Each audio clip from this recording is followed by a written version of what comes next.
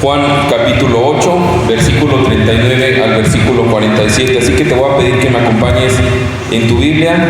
Nuevamente reafirmar el anuncio de la actividad que va a haber dentro de 8 días respecto al tema de los niños. Sí quisiera aclarar que esta actividad también nos involucra como adultos. Todos nosotros vamos a poder también participar en juegos, en dinámicas. Entonces a lo mejor algunos por ahí habían entendido que solamente era para niños, entonces como que pues si yo no tengo niños, ¿a qué voy? Al contrario, también es por lo menos ese día hacernos como niños, divertirnos, jugar, ser partícipe de esto. Entonces no importa si tú no tienes niños o algo así, ven, sé parte de esta convivencia también como iglesia. Entonces te voy a pedir que te pongas de pie, por favor. Juan capítulo 8, versículo 39 al 47. Yo leo versículo 39, por favor tú el 40, y así vamos alternando hasta leer juntos versículo 47. Dice: respondieron y le dijeron: nuestro padre es Abraham. Jesús les dijo: si fueseis hijos de Abraham, las obras de Abraham haríais.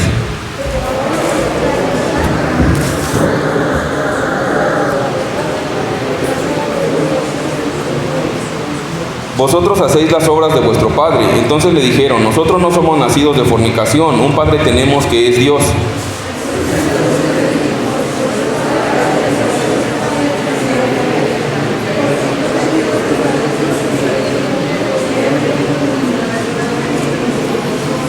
¿Por qué no entendéis mi lenguaje? Porque no podéis escuchar mi palabra.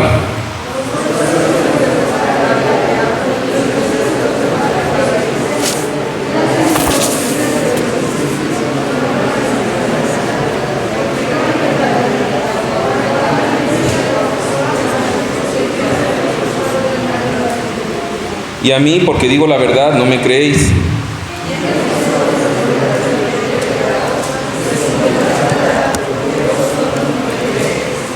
El que es de Dios, las palabras de Dios oye, por esto no las oís vosotros, porque no sois de Dios.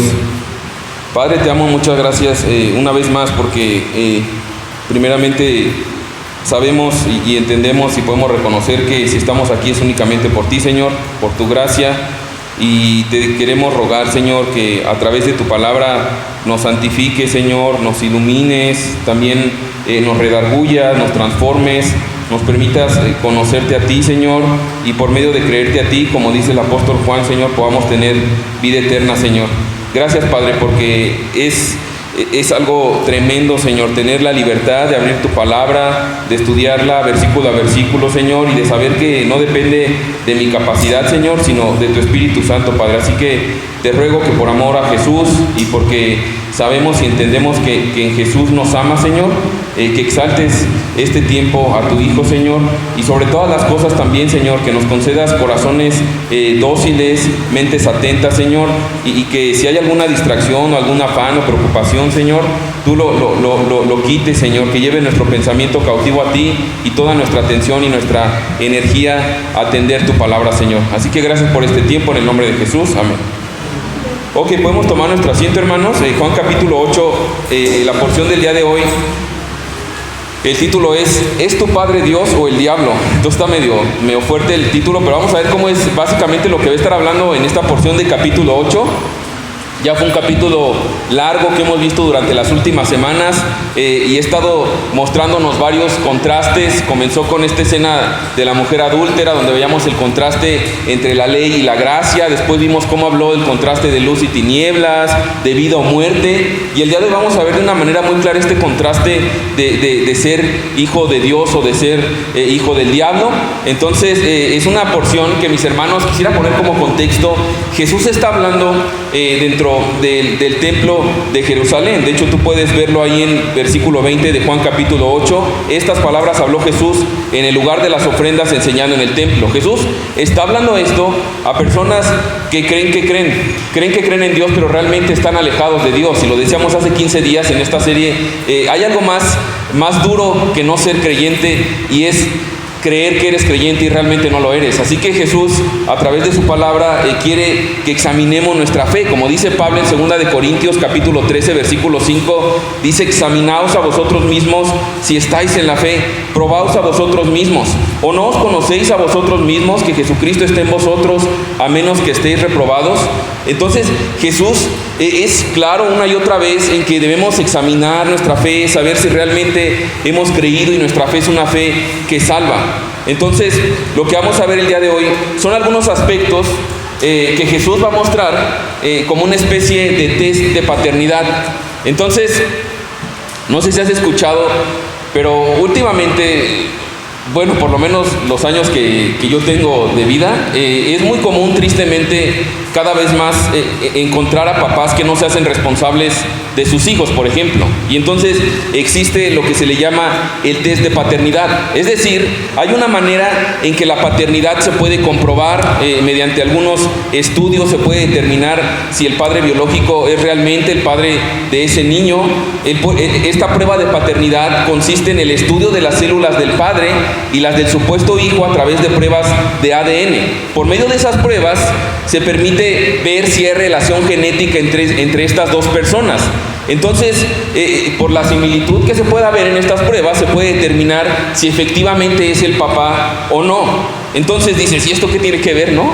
Venimos a escuchar a Jesús. Bueno, tiene mucho que ver, porque Jesús aquí va a dar evidencias de la paternidad, de si realmente eres hijo de Dios o no. Y es importante pensar en esto, si soy hijo de Dios o no, si realmente mi fe es una fe acorde a lo que la palabra de Dios nos muestra. Ahora, si yo no soy hijo de Dios, ¿qué sucede? ¿En dónde estoy parado? ¿En dónde me ubica la palabra? ¿Quedo en un punto intermedio?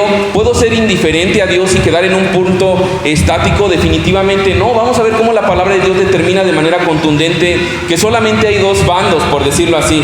O eres hijo de Dios o eres hijo del diablo. Entonces, nuevamente, Jesús no está hablando en un barrio bajo donde hay delincuentes, donde hay criminales, donde está lo peor. Está hablando dentro de un templo donde hay personas que son, incluso muchos de ellos líderes judíos, son ejemplos morales dentro de la sociedad, son el estándar moral para muchos de los que los rodean y realmente están viviendo engañados. Ahora, estas personas no solamente están escuchando a Jesús, ellos también ya han visto a Jesús hacer milagros. Y es a estas personas, y mi hermano, muchos a lo mejor están así aquí el día de hoy, y a lo mejor Jesús quiere realmente, o ha preparado este día para realmente examinar tu fe, y más allá de a lo mejor mediante el examen de tu fe, el rechazarte, el que podamos realmente venir al arrepentimiento y creer realmente conforme a la palabra de Dios nos muestra. Entonces, mira lo que dice entrando al pasaje del día de hoy. Dice versículo 39, respondieron y le dijeron, nuestro padre es Abraham.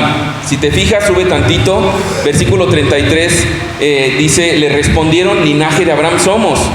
Versículo 37, sé que sois descendientes de Abraham, le dice Jesús. Versículo 39 nuevamente, respondieron y le dijeron, nuestro padre es Abraham. Entonces, ¿qué está pasando con estas personas aquí? Bueno, lo primero que estamos viendo es que ellos se están jactando de algo. Ellos creen que la fe que los salva es la fe únicamente por tener una herencia espiritual. Y el primer punto que debemos determinar aquí es que, lo puse ahí en pantalla, mi herencia espiritual no garantiza una fe real. Mi herencia espiritual no garantiza una fe real. Ahora, poniéndonos en el lugar de estas personas, ¿a quién no le gustaría estar en el árbol genealógico de Abraham directamente? Podemos ver cómo Abraham es presentado como este gran ejemplo de hombre de fe. Desde Génesis capítulo 12 vemos cuando Dios llama a Abraham, que Abraham tuvo fe y le obedeció a lo que Dios le estaba pidiendo.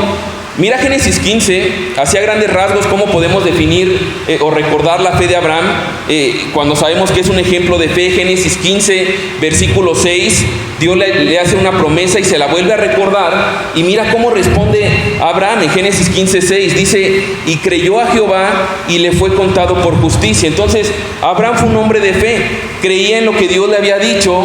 Evidentemente no es un hombre perfecto, también aparecen algunas escenas que nos muestran la vulnerabilidad de Abraham, pero sabemos que fue un hombre que mediante el tiempo su confianza en Dios fue creciendo. De hecho, él es conocido como el padre de la fe y por lo tanto es una figura muy significativa en lo que el Antiguo Testamento se refiere. Ahora, no solamente en el Antiguo Testamento, veíamos la semana pasada en Romanos 4 cómo Pablo lo utilizaba como el ejemplo de una fe que creía en lo que Dios había dicho, de que cómo Dios era capaz de dar vida de un vientre muerto, así también Él es capaz de darnos vida a pesar de nosotros mismos.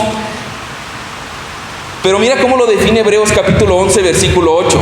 Dice: por la fe Abraham, siendo llamado, obedeció para salir al lugar que había de recibir como herencia y salió sin saber a dónde iba. Entonces, Abraham es un ejemplo de fe, comienza desde el Antiguo Testamento, pero también en el Nuevo Testamento es como un ejemplo de estos hombres o estas mujeres que fueron ejemplos de fe. Y dice que no solamente creyó, sino que menciona ahí una palabra muy importante, dice que obedeció. Entonces, una característica de la fe de Abraham era que obedecía lo que Dios le decía.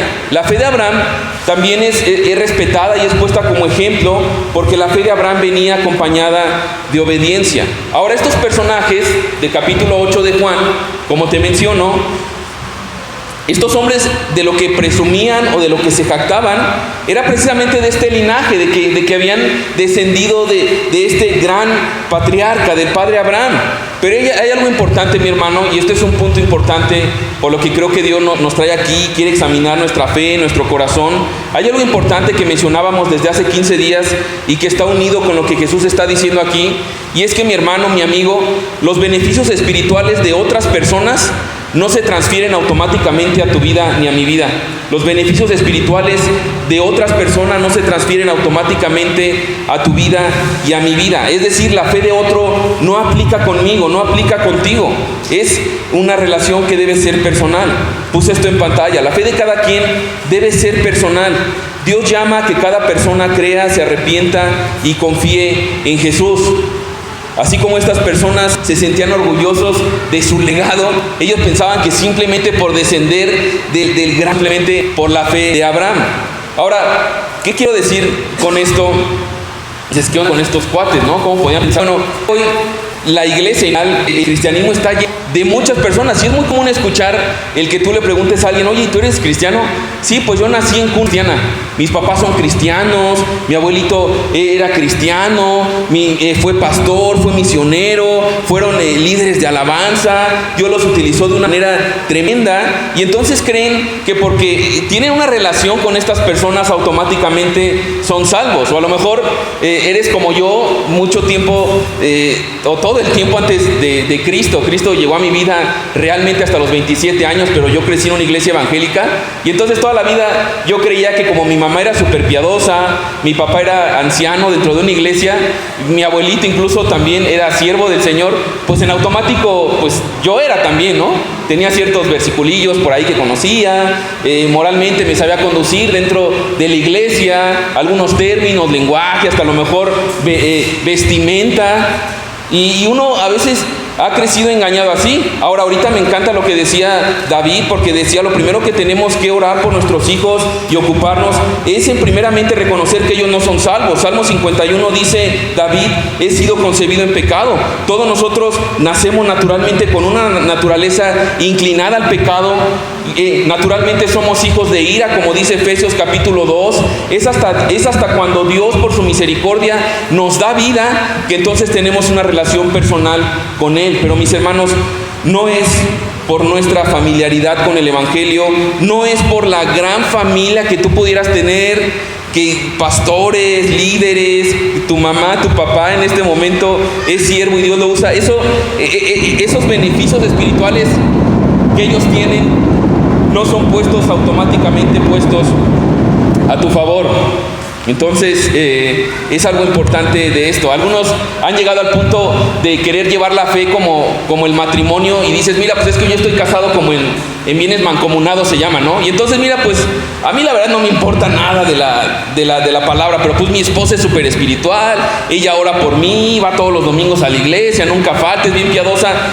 y creen que por la fe de su esposa ellos serán salvos, pero mi amigo, eso no es así. Tú debes tener tu propia fe en Jesús. No nos salvaremos por la fe de otras personas ni de nuestros padres. Vamos a entrar al cielo y estaremos con Dios, y somos reconciliados con Dios únicamente por nuestra confianza personal en Jesús como nuestro Señor y como nuestro Salvador. Ahora, quiero poner aquí también como una nota de balance y primeramente preguntarte, ¿cómo estás tú el día de hoy? ¿Cuál es tu manera de relacionarte con Dios? ¿Realmente hay una fe personal, individual, por medio de los aspectos que vamos a ver enseguida? ¿O realmente estás descansando más en la fe de otra persona? Y el día de hoy Dios te está diciendo, mira, realmente vas por un camino que al final del día, como dice la palabra, todos los caminos para los hombres pues creen que terminarán bien, pero muchos terminarán en la muerte. Y a lo mejor el día de hoy Dios quiere examinarte y realmente salvarte. Entonces, si tienes por otro lado familiares, herencia espiritual, que dices, yo tenía a mi abuelito, a mi papá, a mi mamá, tampoco es un tema de decir, ay, no sirve para nada. Creo que poniendo como un tema de balance muy bueno, es también aprender de ellos, también ver sus vidas, a lo mejor también sus errores, como Abraham incluso también aprendemos de sus errores en el Antiguo Testamento.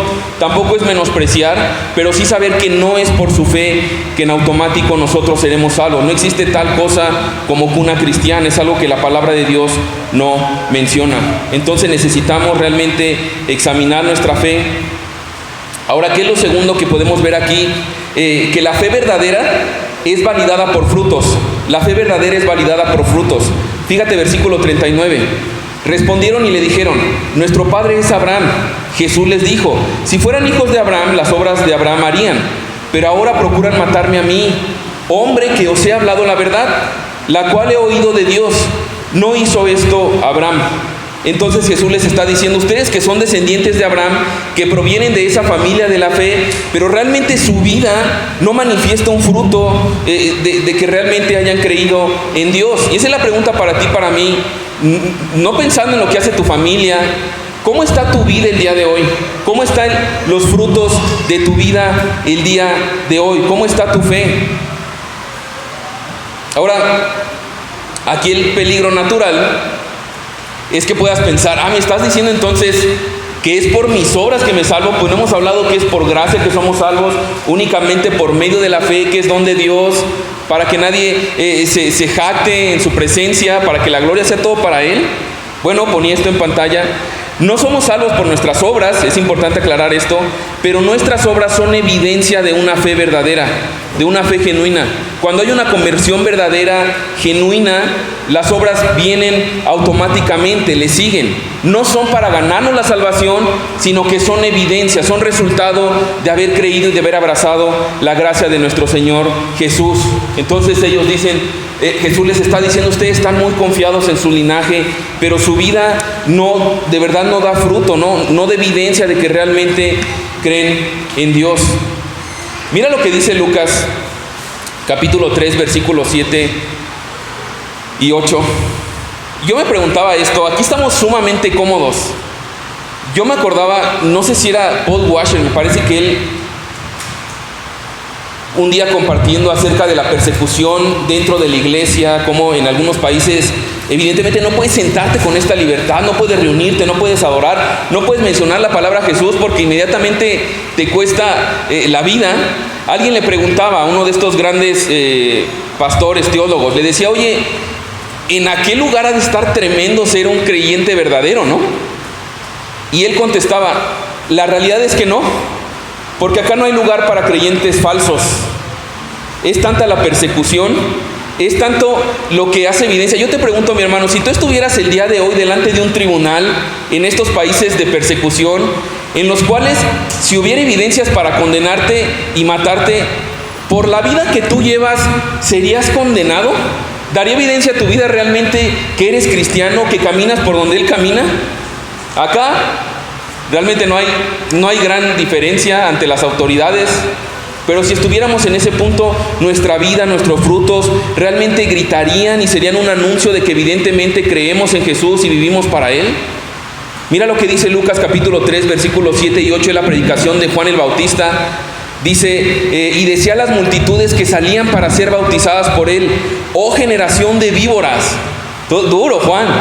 Ahora, otra vez no está yendo a un barrio bajo. ¿A quién le está diciendo esto?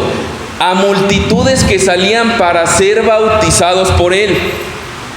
Por eso no lo vamos a hacer cuando haya bautizos aquí, ¿verdad? Pero mira lo que dice: oh generación de víboras, ¿quién os enseñó a huir de la ira venidera? Haced pues frutos dignos de arrepentimiento, y no comencéis a decir dentro de vosotros mismos: tenemos a Abraham por padre, porque os digo que Dios puede levantar hijos a Abraham aún de estas piedras. ¿Te das cuenta? O sea, nada de querer dar un mensaje amigable, de mira, ven porque eres un campeón y entonces Dios tiene tu mejor versión en esta vida para ti mismo. No, al contrario, Él lo que quiere es que muramos a nosotros mismos por causa de la gracia y el amor que hemos recibido, que nos demos enteramente a Él. Él no busca un mensaje que intente caer bien, sino realmente está llegando al punto, al arrepentimiento, a dar frutos dignos de arrepentimiento. Ahora, yo me preguntaba, ¿hay en tu vida, hay en mi vida los frutos suficientes para decir de verdad, ha habido un cambio, ha habido un arrepentimiento en mi vida, ha habido este giro de 180 grados en los cuales dejé de vivir para mí, mis aspiraciones, mis sueños, y ahora vivo enteramente para Jesús? Mis hermanos, aquí una nota de balance también. La Biblia no dice en ningún momento que en este lado de la eternidad seremos perfectos y que nunca pecaremos más. Eso no lo dice la palabra de Dios. De hecho dice que hay una batalla dentro de nosotros, y esa es una muy buena muestra de que eres realmente un creyente, que el pecado te incomoda, que lo aborreces, a diferencia de cuando no eras creyente y no había este nuevo corazón y podías andar en pecado y haciendo lo que tú quisieras y no había la más mínima incomodidad. Cuando Cristo nos da este nuevo corazón, nacemos de nuevo. No significa que ya no pecamos, pero hay esta batalla dentro de nosotros. Mis hermanos, cuando Jesús llega a la vida de una persona, esa persona no va a permanecer igual. Siempre que vemos en la palabra de Dios que Dios interviene, que tiene algún encuentro, siempre la vida de esa persona es afectada. Estos individuos presumían, Juan el Bautista lo sabía y les dice: ustedes se llenan la boca de su familia, de sus antecedentes, pero no hay frutos dignos de arrepentimiento. Ahora yo dejo bien en claro este punto. ¿Qué es el arrepentimiento exactamente? Porque hay dos términos que se pueden confundir. Una cosa es el arrepentimiento y una cosa es el remordimiento. El arrepentimiento habla de dar ese giro de 180 grados, abandonar el pecado e ir hacia Dios. Es decir, yo podría sentirme mal, y a veces así pasa. Siento mal, hasta puedes llorar, dolerte por ese pecado, pero no hay un cambio, no hay un arrepentimiento. Eso simplemente es remordimiento. Yo lo ponía así: remordimiento es sentirme mal por lo que hice sin necesariamente cambiar. Arrepentimiento es: me siento mal porque ofendí a Dios, pero abandono mi pecado y vengo hacia Él. Busco la manera de restaurar en la medida que sea posible. Y entonces vemos matrimonios, ¿no? Que entonces malas palabras, malas reacciones, y caen en patrones de: bueno, sí está bien, te hablé muy feo, perdóname, y pasan 2-3 días, te hablé muy feo, y sí, y mira, perdóname, y lloro, pero no hay un cambio real, no hay un arrepentimiento, y así hay cantidad de cosas. La unión libre, por ejemplo, es otro aspecto, y llegan y entonces, bueno, sí entiendo que está mal, no pasa nada, pues al final del día estamos casados en nuestro corazón. No, la palabra de Dios sí habla de que toda relación fuera del matrimonio es fornicación. Entonces, el arrepentimiento no es entender y aceptar y hasta dolerte que algo es pecado, sino es cambiar de actitud, de cambiar también de dirección, y entonces saber que eso que es pecado lo aparto y me voy en pos de Dios. Y es lo que Juan el Bautista está diciendo aquí: arrepiéntanse, que haya frutos dignos de arrepentimiento.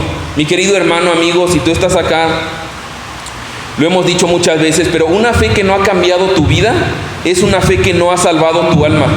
Una fe que no ha cambiado tu vida es una fe que no ha salvado tu alma. La evidencia de una fe genuina es una vida transformada. Algunos se han limitado o han resumido a: bueno, pues yo me reúno cada 8 días y ya voy a la iglesia. Y ok, y está padre, no dejes de venir a la iglesia. Es de los mejores lugares donde puedes estar si eres expuesto a la palabra de Dios. Pero a veces creemos que eso es ser cristiano. Bueno, ya dejé de ir a la iglesia católica, ahora voy a la iglesia cristiana los domingos, y ya toda la vida sigue igual. Mis hermanos, una fe que no ha cambiado nuestra vida es una fe que no ha salvado nuestra alma. Y otra vez, no hablo de una vida sin pecado o una vida perfecta, pero sí hay una transformación, hay una manera distinta de relacionarte con Dios, una manera distinta también de ver tu pecado y pelear en contra de él, sabiendo que estamos siendo santificados, como dice Filipenses capítulo 1, versículo 6. Mira lo que dice Pablo: estando persuadido de esto, que el que comenzó en vosotros la buena obra, la perfeccionará hasta el día de Jesucristo. Lo que Pablo habla en este versículo es que él comenzó la buena obra. ¿Cuál es la buena obra? Nuestra salvación. Nosotros estábamos muertos en nuestros delitos y pecados, dice Efesios 2. Era imposible para nosotros salvarnos por nosotros mismos. Él la empezó por su pura gracia, por el puro afecto de su voluntad, para que a Él sea la gloria. Sin embargo, esa salvación viene acompañada de un perfeccionamiento, lo que es santificación progresiva, es decir, frutos que serán evidentes a lo largo de nuestra vida, haciéndonos más como Jesús. Mira lo que dice Romanos capítulo 4, versículo 9 y 12, parte de lo que veíamos hace 8 días, Pablo usando a Abraham como el ejemplo de la fe verdadera que nos hace justos ante los ojos de Dios. Lo puedes leer a detalle en tu casa, pero mira lo que dice Romanos 4, 9. Es pues esta bienaventuranza. ¿Cuál bienaventuranza? La de ser llamados justos únicamente por la fe. ¿Es pues esta bienaventuranza solamente para los de la circuncisión o también para los de la incircuncisión? Porque decimos que a Abraham le fue contada la fe por justicia. O sea, la fe fue la que hizo que Dios le declarara como justo ante él. ¿Cómo pues le fue contada? ¿Estando en la circuncisión o la incircuncisión? No, en la circuncisión, sino en la incircuncisión. Es decir, todavía ni aparecía la ley, todavía no aparecía la ley de Moisés, todavía no aparecía esto de la circuncisión, de lo que después se iban a jactar los judíos que cumplían. Todavía no existía eso, y Abraham ya había sido justificado, porque la justificación es únicamente por la fe. Versículo 11: y recibió la circuncisión como señal, como sello de la justicia de la fe que tuvo estando aún incircunciso, para que fuese padre de todos los creyentes no circuncidados, a fin de que también a ellos, o sea también a todos nosotros, la fe les sea contada por justicia. Y padre de la circuncisión para los que no solamente son de la circuncisión, sino que también siguen las pisadas. Otra vez habla de un caminar, de un andar, siguen las pisadas de la fe que tuvo nuestro padre Abraham antes de ser circuncidado. Entonces Pablo habla de lo mismo, esta idea como de decir yo salvo simplemente por venir de Abraham, como que es en automático. Pablo les está diciendo aquí, realmente la fe que salvó a Abraham no fue por obedecer la ley, todavía no aparecía la circuncisión y él ya había sido declarado justo ante los ojos de Dios, porque la justicia es únicamente por la fe. ¿Para qué? Para andar como él anduvo. Mira cómo termina contundentemente en Gálatas, también Pablo reafirmando esto, Gálatas capítulo 3, versículos 6 al 9. Así Abraham creyó a Dios y le fue contado por justicia. Sabed por tanto que los que son de fe, estos son hijos de Abraham. No nada más los que dicen es mi antepasado, sino que tienen esa fe en Jesús, como dice Gálatas en capítulo 1. Versículo 8 de Gálatas 3, y la Escritura, previendo que Dios habría de justificar por la fe a los gentiles, es decir, a todos nosotros, dio de antemano la buena nueva. ¿Cuál buena nueva? El Evangelio. ¿A quién se lo dio? A Abraham otra vez, diciendo, en ti serán benditas todas las naciones, de modo que los de la fe son bendecidos con el creyente Abraham. Y termina versículo 29, y si vosotros sois de Cristo, ciertamente linaje de Abraham sois, y herederos según la promesa. Entonces, ¿quién es realmente el linaje de Abraham? Los que están en Cristo, los que abrazan a Cristo como Señor y Salvador. No el que dice, mira, es por mi descendiente, por mi familia, por mis antepasados, como ellos decían, es por la fe en Cristo. Ahora, vamos a entrar a la segunda parte de este sermón, y es que Jesús nos va a mencionar aspectos respecto a la paternidad, este test de paternidad. Fíjate lo que dice versículo 41 primeramente. Necesitamos examinarnos, y es mi anhelo, y sé que Dios Y es mi anhelo, como algún momento yo también te platicaba ya tarde, realmente yo creí en Jesús, y fue mediante también ir a reunirme creyendo que creía cuando realmente ni creía, y Dios a través de su palabra examina, pule, no para alejarnos, sino realmente para traernos a Él y salvarnos. Entonces dice versículo 41, vosotros hacéis las obras de vuestro padre. Entonces le dijeron, nosotros no somos nacidos de fornicación, un padre tenemos que es Dios. ¿Qué está pasando aquí? Ellos reaccionan a la defensiva. Constantemente en ciertas partes del Evangelio, mi hermano, los religiosos le tiraban a Jesús. Ellos creían que Jesús había sido un hijo ilegítimo de María. Como que hacían cuentas y entonces decían, bueno, María quedó embarazada, y se ponían a echar números, calculaban los meses, como que no cuadraba. Y entonces a lo largo del ministerio de Jesús, Jesús constantemente fue atacado con este rumor de que él había nacido fuera del matrimonio, por tanto era un hijo de fornicación, y ellos le dicen, nosotros no somos hijos de fornicación como tú, nosotros sí estamos seguros. Y fíjate lo que dice Jesús, versículo 42, y es la primer prueba de paternidad. Si vuestro Padre fuese Dios, les está hablando, ciertamente me amaríais, porque yo de Dios he salido y he venido, pues no he venido de mí mismo, sino que el que me envió.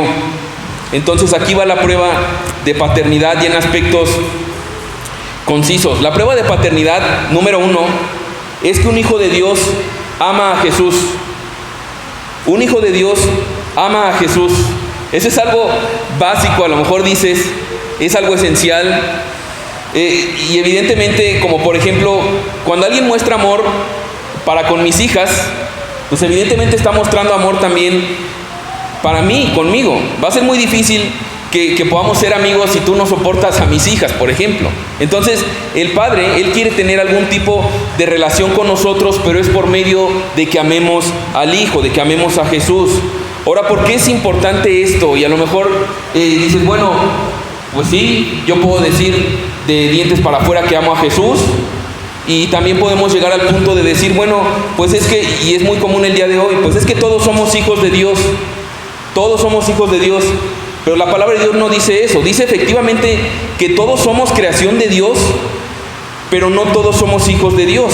Esa doctrina o herejía o filosofía se le conoce como universalismo. Esa idea de decir que todos somos hijos de Dios y que finalmente todos la libraremos al final y todos seremos salvos y todos llegaremos al cielo sin importar nuestra vida, sin importar lo que hemos hecho con Jesús. Es una herejía el decir que todos somos hijos de Dios. Entonces debemos examinar nuestra fe y esa es la prueba número 1. ¿Realmente amas tú a Jesús? ¿Realmente tienes un amor profundo por el Señor o no? Ahora alguien decía por ahí, el hecho de que tú no vengas a la iglesia, eso evidentemente no es que pierdas tu salvación, pero decía muy cierto un pastor, pero si no somos capaces siquiera de apartar 2 horas a la semana y venir con gozo, adorar, escuchar, honestamente eso da evidencia de que amamos a Jesús sin ni siquiera lo mínimo podemos dar por Él. Y eso es algo que muchas veces tenemos que examinarnos constantemente. ¿Cómo está nuestro tiempo con Él? ¿Qué te genera cuando escuchas pláticas, conversaciones de la palabra de Dios?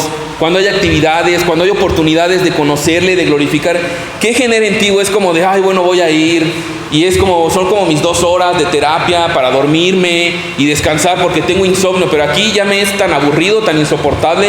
Y a veces creemos que a pesar de eso, y quiero poner la nota de balance, mi hermano. Yo sé que también hay noches pesadas, sé que hay enfermedad. Y mi anhelo no es decir, entonces todos los que se están durmiendo todo el tiempo, mi hermano, no estoy intentando decir eso, no es mi idea, pero creo que tú y yo sabemos, y mi anhelo es que Jesús examine y limpie nuestro corazón. ¿Cuál es la prioridad? ¿Qué es lo que Él genera cuando escucho de Él, cuando quiero conocerle, cuando quiero adorarle? ¿Realmente hay un gozo? Alguien decía, a la luz de lo que ven nuestros hijos, es cierto, instruye al niño en el camino y aun cuando fuere viejo no se apartará de él. Pero han dicho grandes teólogos, instruye a ese niño en el camino, pero asegúrate primero que tú estás en él. Porque muchas veces somos los primeros que mostramos todo menos amor, todo menos pasión, todo menos gozo. Y de repente queremos que nuestros hijos vean algo que ni siquiera nosotros producimos. Entonces, ¿estamos realmente amando a Jesús o no? La vida cristiana, mi hermano, por otro lado, a diferencia de estos líderes religiosos que se jactaban de su linaje y de cumplir la ley, vemos cómo Jesús realmente lo lleva a un punto, que la vida en Cristo consiste en amar a Jesús. Mira cómo lo hace con Pedro después de la resurrección. Juan capítulo 21, versículo 15. Momentos después de la resurrección dice: cuando hubieron comido, Jesús dijo a Simón Pedro: Simón, hijo de Jonás, ¿me amas más que estos? Le respondió Pedro: sí, Señor, tú sabes que te amo. Él le dijo: apacienta mis corderos. Volvió a decirle la segunda vez: Simón, hijo de Jonás, ¿me amas? Pedro le respondió: sí, Señor, tú sabes que te amo. Le dijo: pastorea mis ovejas. Le dijo la tercera vez: Simón, hijo de Jonás, ¿me amas? Pedro se entristeció de que le dijese la tercera vez: ¿me amas? Y le respondió: Señor, tú lo sabes todo, tú sabes que te amo. Jesús le dijo: apacienta mis ovejas. Entonces, la pregunta aquí vital es: ¿realmente amas a Jesús? ¿Es una prioridad? ¿Es un gozo? ¿O es simplemente tradición por acompañar a alguien? ¿Te das cuenta que a veces tenemos este concepto de cristianismo, lo resumimos a liturgia, a formas, a cumplir ciertas leyes, pero vemos a la luz de la palabra de Dios que realmente se trata de amar a Dios, de amar a Jesús? Entonces ¿amas a Jesús o no? Ponía esto en pantalla para terminar este primer elemento. Un amor genuino por Jesús también significa obediencia a Jesús. Vamos a ver más adelante. Significa hacer algo. El amor siempre se demuestra. Jesús le dice a Pedro ahí en Juan 21: ¿me amas? Y después de cada pregunta le dice: haz esto, apacienta mis ovejas, apacienta a mis corderos. El amor genuino también significa obediencia a Jesús. Y esto lo dice el mismo apóstol Juan en Juan 14:15. Jesús hablando dice: si me amáis, guardad mis mandamientos. Es muy claro Jesús, mi hermano. Y aquí el peligro de Satanás siempre en este tipo de porciones es que es legalista. No, todo es por gracia. Sí, mira, yo ya estoy ya a punto de divorciarme, no pasa nada si me divorcio, no pasa nada si miento, no pasa nada si robo tantito, no pasa nada si veo tantita pornografía, no pasa nada si coqueteo con otra mujer, no pasa nada, todo es por gracia, ¿no? Al final del día nadie se jacta en tu presencia. Pero mi hermano, no es un tema legalista, es un tema que la palabra de Dios lo manifiesta de una manera clara. Si me amáis, guardad mis mandamientos. Segundo punto de la paternidad. Y hay que anhelar esto, ¿no? Porque terminando esto, primera de Pedro 1:8, mismo Pedro va a hablar a creyentes años después, no incrédulos otra vez, a creyentes que ya no estuvieron presencialmente con Jesús como nosotros. Y les dice, primera de Pedro 1:8, refiriéndose a Jesús, le habla a los creyentes y les dice: a quien amáis sin haberle visto, a Jesús, en quien creyendo, aunque ahora no lo vean, se alegran con gozo inefable y glorioso. Pedro quedó marcado con esa pregunta. La vida en Cristo se trata de amarle, de gozarme en Él, de gozarme por Él, de gozarme en conocerle, en habitar en su presencia. Mi hermano, ¿hay gozo por Jesús en tu vida? Esa es la primera prueba que podríamos realmente examinar. Dice segunda prueba de la paternidad, versículo 43, ¿por qué no entendéis mi lenguaje? Porque no podéis escuchar mi palabra. Y el que es de Dios, las palabras de Dios oye. Versículo 47. Por esto no las oís vosotros, porque no sois de Dios. ¿Quiénes no son de Dios? Los que no escuchan la palabra de Dios. Entonces, la segunda prueba de paternidad es que un hijo de Dios escucha a Jesús, escucha su palabra. Ahora, eso quiere decir, evidentemente, que entiende las verdades espirituales. Mira lo que va a decir, o lo que dijo la semana de hace 15 días, Juan 8:37, Jesús hablando a estas personas, les dice: sé que sois descendientes de Abraham, pero procuráis matarme. ¿Por qué? Porque mi palabra no haya cabida en vosotros. Entonces, un hijo de Dios verdadero va a escuchar a Jesús. Ahora, el escuchar a Jesús, mi hermano, habla de comprender las verdades espirituales. Muchas veces, y es una evidencia, a lo mejor tú estás aquí nuevamente y ha sido una vida en la que a ti no te importa nada de la palabra de Dios, para ti no entiendes nada, como yo estuve un montón de años, y dices: mira, pues yo voy ahí, mi familia va, no entiendo nada. Pero un hijo de Dios ya entiende las verdades espirituales. Si somos bien honestos, El Evangelio lo puede entender cualquier niño. El Evangelio no es algo difícil de comprender. Fuimos creados por Dios, por un rey, que pecamos contra Él, por lo tanto fuimos destituidos de su gloria, por lo cual estábamos camino a la condenación, porque es lo que demanda el pecado. La paga del pecado es muerte. Pero Dios, por el gran amor con que nos amó, envió a Jesús, se hizo hombre, tomó forma de hombre, se hizo obediente hasta la cruz para pagar esa deuda que tú y yo teníamos con la justicia de Dios. El castigo de nuestra paz fue sobre Él, para que de tal manera y creyendo en Él, mi hermano, entonces nuestros pecados sean justificados. Y lo que era imposible de alcanzar para todos nosotros, es decir, una relación con un Dios que es 3 veces santo, entonces se vuelve algo accesible únicamente por Jesús, por el único que es el camino, la verdad y la vida, y nadie va al Padre si no es por Él. Y no solamente perdona nuestros pecados, sino que por la fe en Él, su justicia es puesta a nuestro favor, de tal manera que ahora tenemos una relación de confianza y de gracia con el Padre, con este Rey que habíamos traicionado y que merecíamos castigo eterno, pero en su gracia nos adopta por medio de Jesús y nos ve como si viera a Jesús. Entonces, mis hermanos, lo que estoy tratando de decir aquí es que tú puedes haber estado escuchando una y otra vez de esto, pero no hay un hambre, no hay un entendimiento de las verdades espirituales. No sucede nada en ti. Ahora, ¿por qué no sucede nada en muchas personas por más que escuchan esto? 1 Corintios 2:14. El hombre natural no percibe las cosas que son del Espíritu de Dios, porque para él son locura y no las puede entender, porque se han de discernir espiritualmente. Hay un hombre natural, pero también está el hombre espiritual. Versículo 4 de 2 de Corintios 4, versículo 3 al 6. Pero si nuestro evangelio está aún encubierto, entre los que se pierden está encubierto, en los cuales el Dios de este siglo cegó el entendimiento de los incrédulos, para que no le resplandezca la luz del evangelio de la gloria de Cristo, el cual es la imagen de Dios. Porque no nos predicamos a nosotros mismos, sino a Jesús como Señor, y a nosotros como vuestros siervos por amor de Jesús. Porque Dios mandó que de las tinieblas resplandeciese la luz, es el que resplandeció en nuestros corazones para iluminación del conocimiento de la gloria de Dios en la faz de Jesucristo. Entonces, el problema es ese, cuando no podemos percibir las cosas de Dios.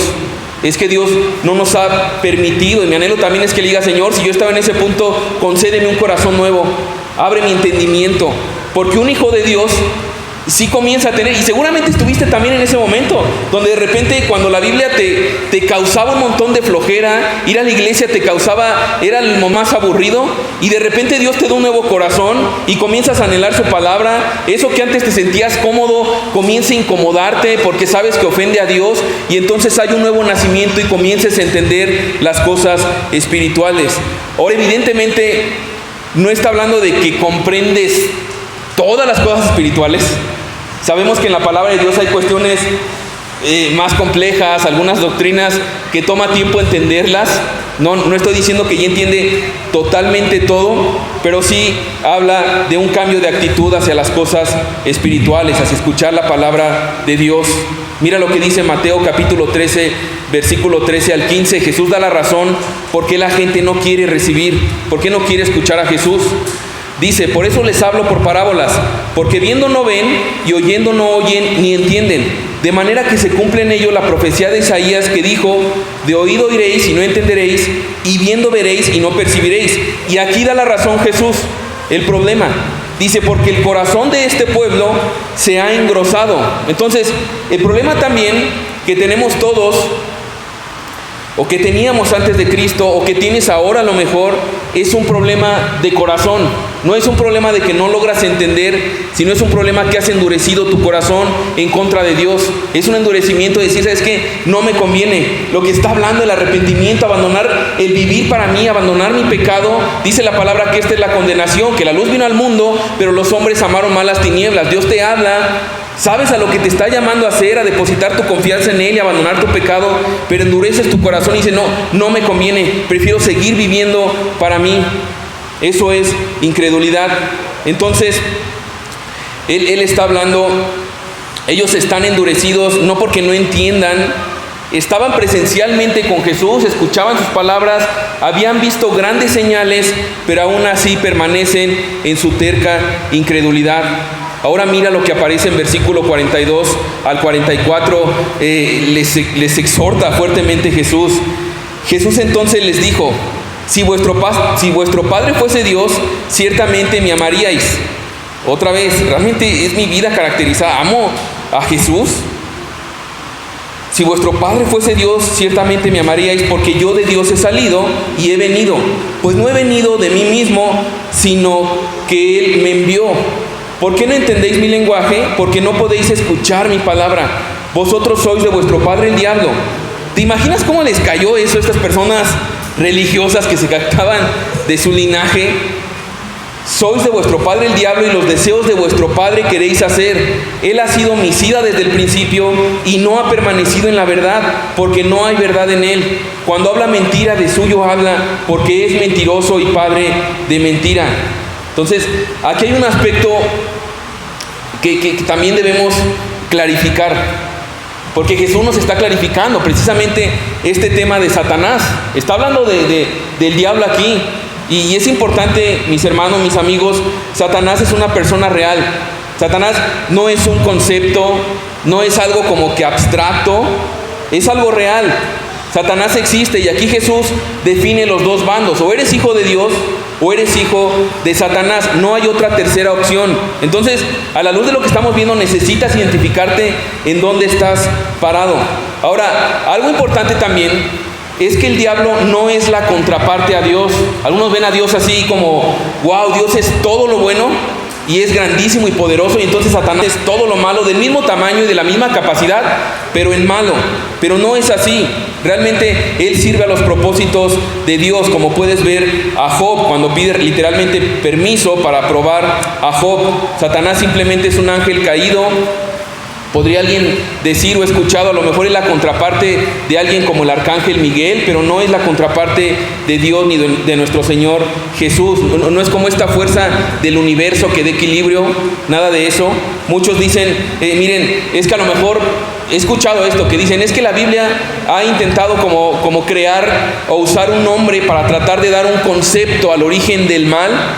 Y entonces se inventó a Satanás, pero realmente no existe. Pero no, estamos viendo a la luz de lo que Jesús dice que sí es real y nos da características, que es homicida desde el principio. Entonces, ¿qué habrá querido decir Jesús con que es homicida desde el principio? Bueno, grandes historiadores coinciden, o teólogos.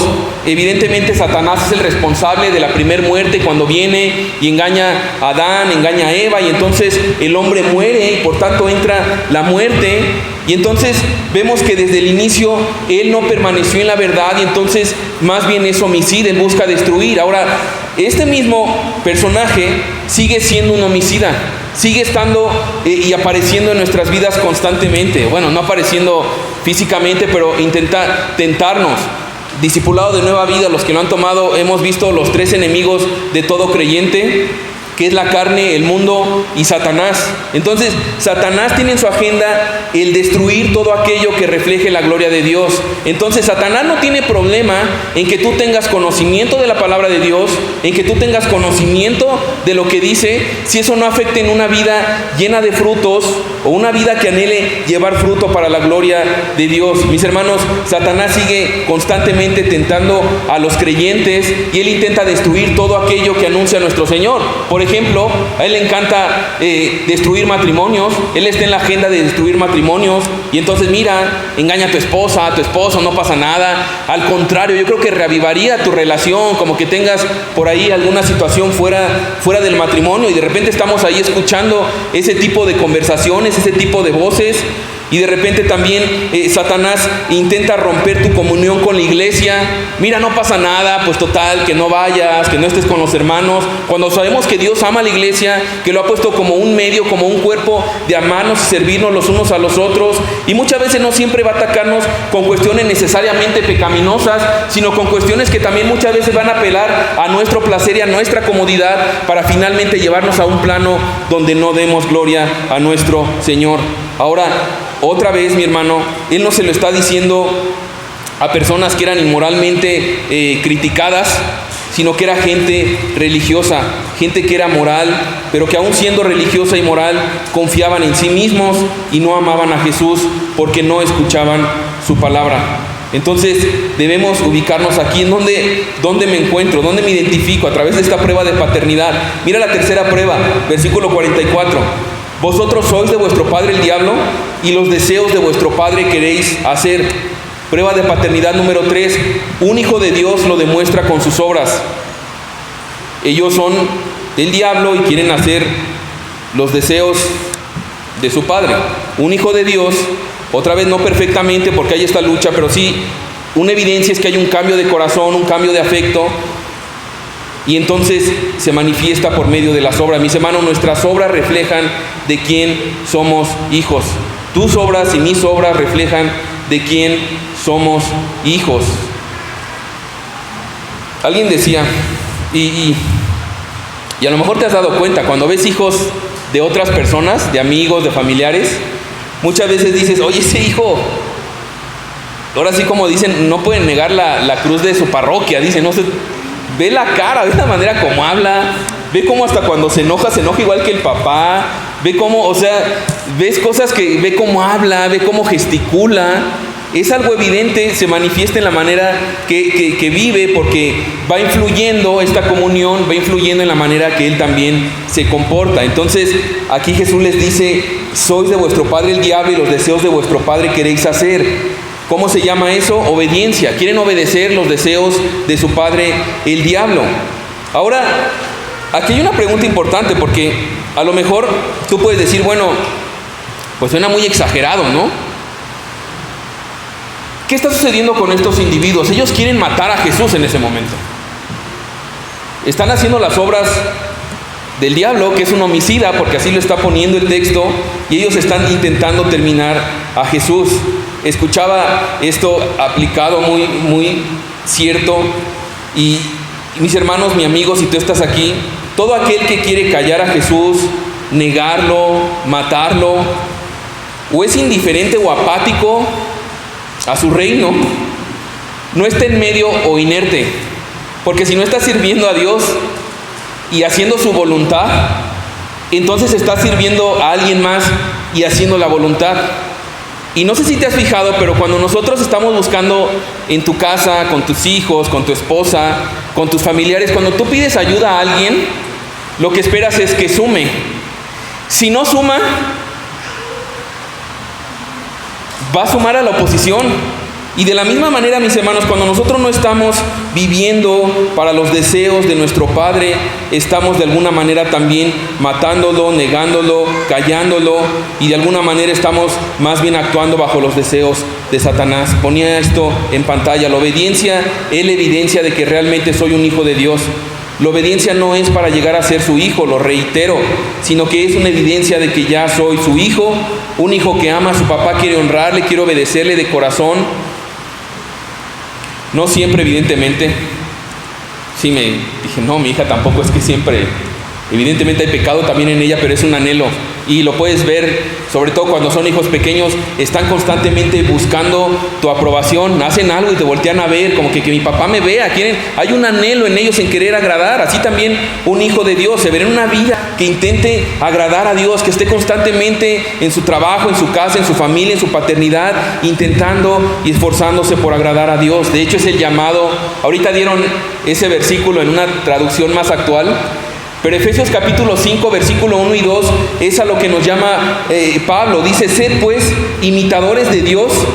Me encanta esto, porque no dice, sean imitadores para que Dios los acepte.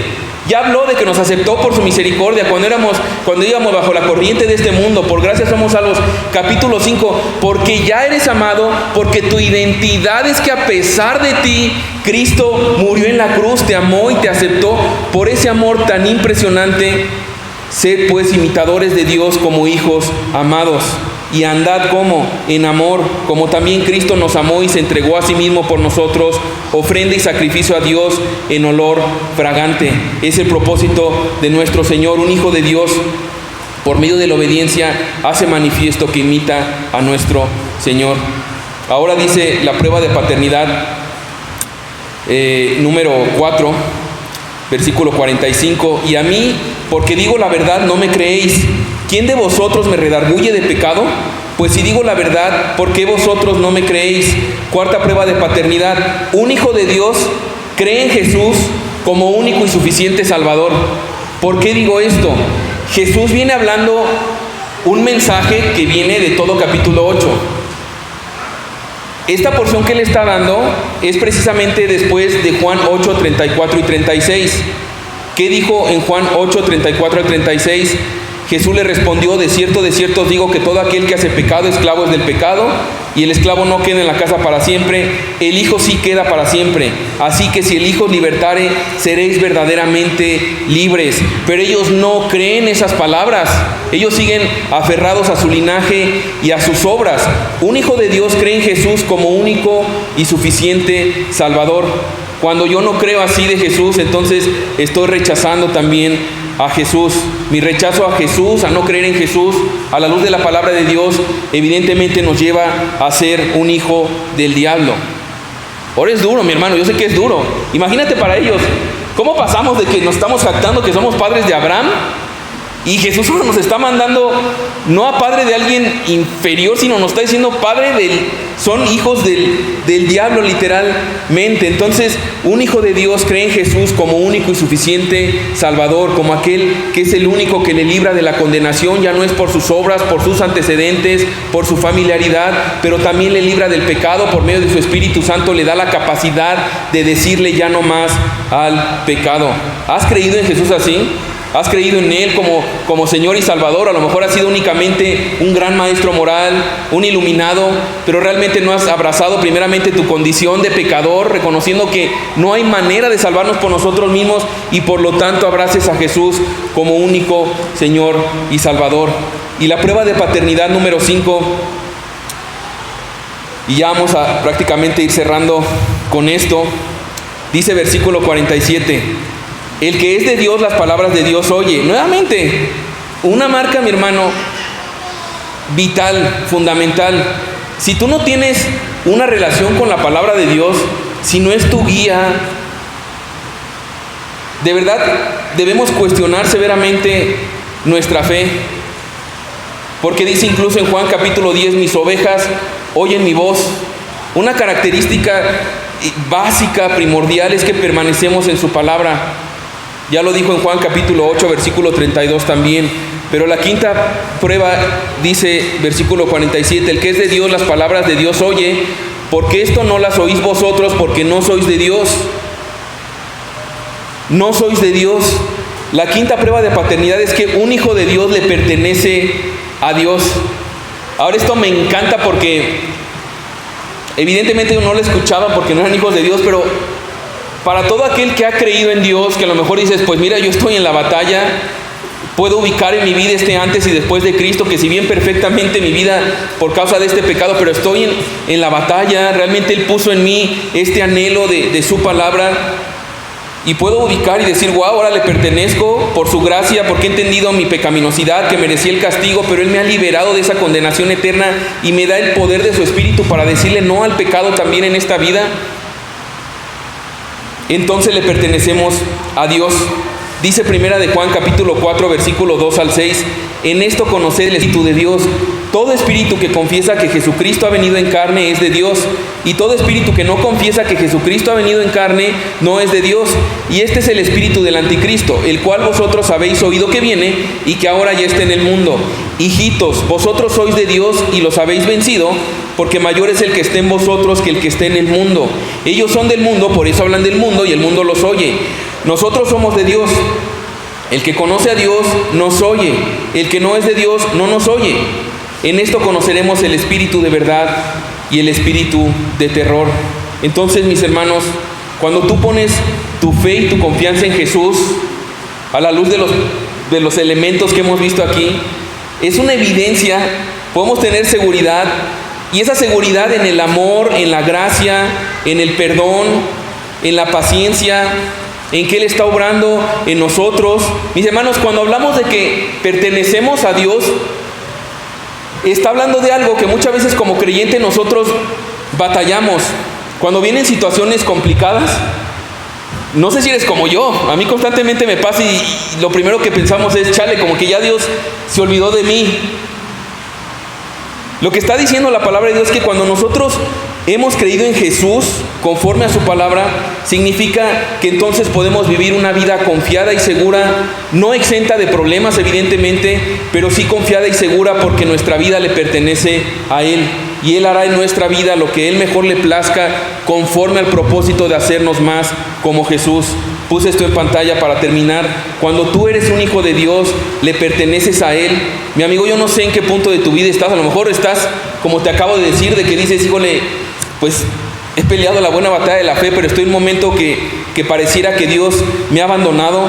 Cuando tú eres un hijo de Dios, le perteneces a Él. Él no te va a abandonar, no te dejará ni te desamparará, como dicen Hebreos. Le perteneces a Él y ahí estás seguro. El problema de muchos de nosotros es que tenemos este tema que se nos olvida nuestra identidad, se nos olvida que le pertenecemos, se nos olvida dónde estamos parados únicamente por los méritos de Jesús, y entonces nos intentamos aceptar o abrazar o intentar buscar la aceptación en otras personas, en otras situaciones, pero debemos recordar que nuestra identidad está en quién somos en Jesús, que le pertenecemos a Él y por lo tanto nuestra vida y nuestra salvación está segura en Él. Y por ese amor, porque hemos sido amados, entonces anhelamos vivir imitándole, andando en amor. Así que, mis hermanos, evidentemente es algo vital entender este punto de la importancia de la paternidad, no solamente para saber cómo repercute en nuestra vida diaria, sino también a nivel mental, a nivel de certeza y de confianza de enfrentar momentos de aflicción, saber que tenemos un Padre que nos ama y que ha prometido estar con nosotros todos los días hasta el fin del mundo. Así que, mi amigo, analizando estos elementos que hemos visto, examina tu vida. A lo mejor ha sido un punto de decir, híjole, yo he vivido una vida que realmente me había engañado a mí mismo. Déjame decirte que Dios te ha traído aquí realmente no para avergonzarte y que te vayas, sino porque Él te ama y ha apartado este tiempo para que escuches a la luz de su palabra, que vengas, te arrepientas y clames a Él. Y todo aquel que viene a Él será aceptado. Todo aquel que viene con un corazón contrito, humillado, reconociendo su condición y su necesidad de salvación, es que entonces Él nos da la potestad de ser hechos hijos de Dios. ¿Cómo llego a ser hijo de Dios? Juan capítulo 1, versículo 11 y 12. Hablando de Jesús, a lo suyo vino y los suyos no le recibieron, mas a todos los que le recibieron, a los que creen en su nombre, les dio potestad de ser hechos hijos de Dios. Entendiendo esto, si tú estás aquí y dices, híjole, la verdad es que yo me puedo identificar en todas esas áreas de mi vida, me estaba engañando creyendo que era y realmente iba hacia un destino que, mi hermano, déjame decirte, no es el destino que Dios quiere llevarte. Por eso te ha traído aquí, para mostrarte realmente a través de su palabra lo que es creer en Cristo. Así que vamos a cerrar nuestros ojos para orar, para terminar, y lo voy a pedir al grupo de alabanza también que pase para ir terminando este tiempo. Señor, te amo, muchas gracias porque tu palabra es clara, Señor, y gracias porque partimos y reiteramos una y otra vez, Señor, y te damos gracias porque lo que era imposible para nosotros, Señor, que era acercarnos a ti, porque tú eres santo, Señor, porque tú aborreces el pecado, Señor, tú decidiste tomar la iniciativa, Señor, y te humillaste, tomaste forma de hombre y habitaste entre nosotros, Señor. Y te damos gracias, Señor, porque sabemos que esto no fue por nuestra gran capacidad, nuestro gran potencial o algo de lo cual nosotros podamos jactarnos, sino solamente por el puro afecto de tu voluntad y para mostrar las riquezas de tu gracia, para mostrar que nos amas aun cuando no lo merecemos, Señor. Y te damos gracias porque eso es siempre, Señor, y anhelamos que siempre podamos vivir sabiendo y a la luz de que somos hijos amados a pesar de nosotros. Pero, Padre, tú nos amas tanto, Señor, y nos has salvado para anunciar tus virtudes y para ser más como Jesús, que evidentemente a la luz de tu palabra, Señor, una fe que salva, una fe que realmente tú has obrado y has salido a nuestro encuentro, Señor, no puede permanecer igual una vida, Señor. Así que, Padre, yo te ruego que concedas eso en cada uno de nosotros, Señor. Personas que a lo mejor no habían tenido este encuentro, Señor, y a lo mejor vivían a lo mejor apoyándose y descansando en la fe de sus parientes, de sus familiares, o a lo mejor, Señor, habían caído en un punto de creer de una manera superficial, Señor. Yo te ruego, Padre, que el único que puede hacerlo, Señor, es tu Espíritu Santo a través de tu palabra, que traigas convicción de pecado, Señor, para salvación, Padre, y que puedas hoy mostrar primeramente su pecado, nuestro pecado, Señor, para entonces correr a tus brazos, Señor, correr a tu perdón, correr y abrazar, Señor, el sacrificio que hiciste en la cruz, que todos nosotros merecíamos, Señor, para entonces gozarnos también en la resurrección. Hablábamos hace 8 días que tú nos diste, Señor, para nuestra justificación, Señor. Así que yo te ruego, Padre, que concedas nuevos corazones, nuevos nacimientos, Señor, y que nos ayudes a examinar, Señor. Somos expertos en poner pretextos, en darle vueltas, en sacarle siempre la vuelta a las cosas, Señor. Yo te pido que por amor a tu nombre, por amor a las almas que estamos aquí, Señor, y que tú diste ya lo más valioso que es Cristo, Señor, concedas realmente que esto sea una realidad en nuestras vidas, que concedas espíritus humildes y arrepentidos, Señor, a la luz del amor que nos tienes y que nos has traído aquí no para amenazarnos, sino para advertirnos y salvarnos en Cristo, Señor. Así que, Padre, gracias por tu palabra, gracias por Jesús, gracias porque también nos has salvado y porque, Señor, todos aquellos que hemos creído en ti, Señor, te ruego que nos sigas incomodando para ser perfeccionados y nos des crecimiento en ser más como Jesús, pero también nos des el gozo de caminar y andar, ya sea cual sea nuestra situación en este momento. A lo mejor estamos en un buen momento o en un momento de aflicción, Padre, que nos recuerdes esto, que ya somos de ti, Señor, somos tus ovejas y nada ni nadie puede arrebatarnos de tu mano, Señor. Ayúdanos a caminar y andar como hijos amados para andar en amor, anunciando tus virtudes, Padre. Te damos gracias por este tiempo, en el nombre de Jesús, amén.